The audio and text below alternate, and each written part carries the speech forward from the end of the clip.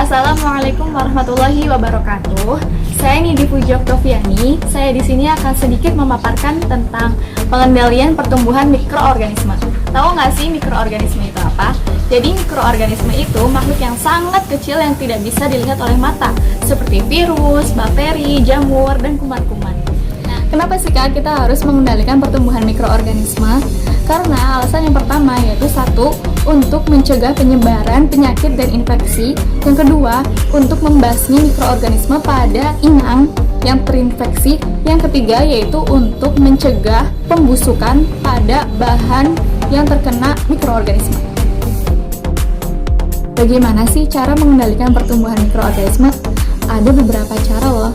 Yang pertama ada sanitasi, yang kedua ada sterilisasi, yang ketiga ada pengendalian mikroba melalui suhu panas, yang keempat ada pengendalian mikroba melalui radiasi, yang kelima ada pengendalian mikroba melalui bahan kimia, yang keenam ada pengendalian mikroba melalui filtrasi, yang ketujuh ada antibiotik, yang kedelapan ada teknik disinfeksi, yang kesembilan ada teknik aseptis. Nah, di video kali ini saya akan membahas dua teknik. Yang pertama ada teknik disinfeksi dan yang kedua teknik aseptis.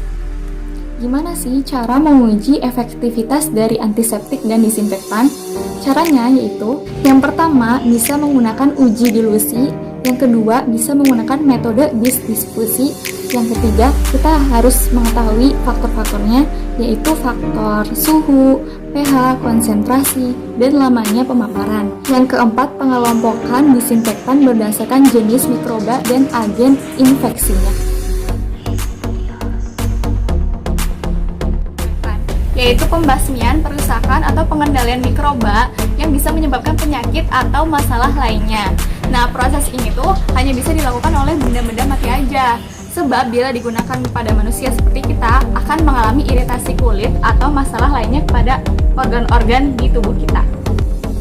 Proses disinfeksi menonaktifkan sebagian besar mikroba pada sebuah permukaan dengan menggunakan bahan-bahan kimia seperti natrium hipoklorat pada pemutih pakaian ataupun dengan bahan kimia lainnya. Disinfeksi sendiri belum bisa mengarah ke sterilisasi. Kenapa? Karena ada beberapa mikroba yang tidak bisa mati atau masih hidup, dikarenakan endosporanya itu masih bisa bertahan, walaupun sel vegetatifnya sudah mati atau terbunuh.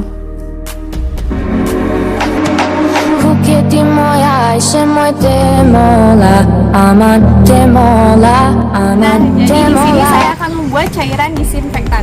Yang pertama yaitu bahannya ada air biasa, kemudian ada pemutih baju, lanjut ke alat-alatnya yaitu ada wadah untuk mencampurkan kedua bahan yang tadi, kemudian ada pengaduk,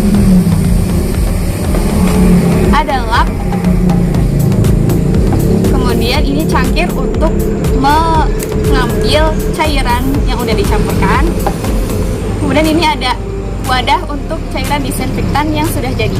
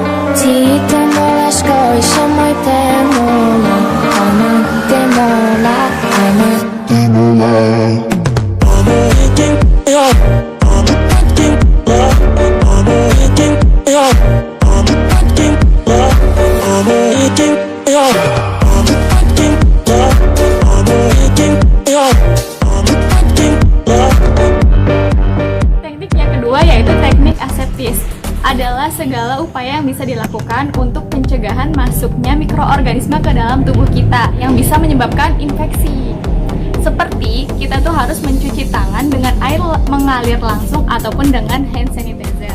Tujuan dari teknik aseptis sendiri yaitu membasmi dan melindungi jaringan hidup seperti kulit kita, yaitu agar terhindar dari kontaminan. Kontaminan sendiri itu seperti tadi, mikroorganisme yang virus, bakteri, jamur, kuman-kuman. Tahu nggak sih, telapak tangan kita itu merupakan sumber penyakit loh. Kenapa? Karena kita tuh suka lupa cuci tangan. Secara tidak sadar, telapak tangan kita ini ada banyak organisme-organisme kecil yang tidak bisa terlihat seperti kuman, virus, bakteri. Maka dari itu, sangat penting untuk melakukan cuci tangan. Waktu yang tepat untuk mencuci tangan yaitu saat kita habis membuang sampah, saat kita habis memegang daging mentah, saat kita habis menengok orang sakit, saat kita habis memegang gagang pintu yang banyak dipegang oleh orang lain juga, saat kita memegang hewan peliharaan, dan masih banyak lagi.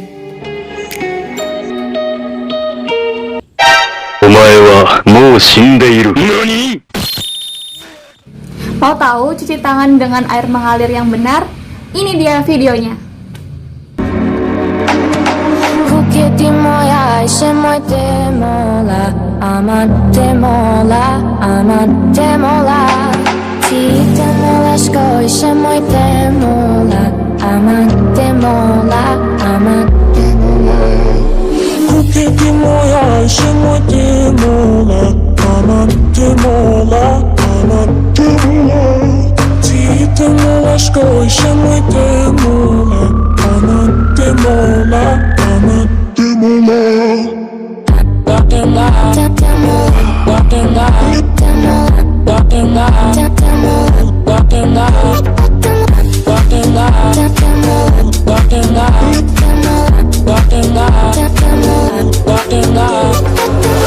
Nah, sekarang sudah tahu kan cara mencuci tangan dengan air mengalir yang benar kayak gimana? Misalnya, Kak, kita sedang ada di dalam perjalanan mobil nih, lagi di dalam mobil, ataupun lagi di suatu tempat, gimana nih? Kan nggak ada air mengalir. Bisa teman-teman, kita bisa membawa antiseptik atau seperti hand sanitizer. Jadi kita bisa mencuci tangan dimanapun dan kapanpun.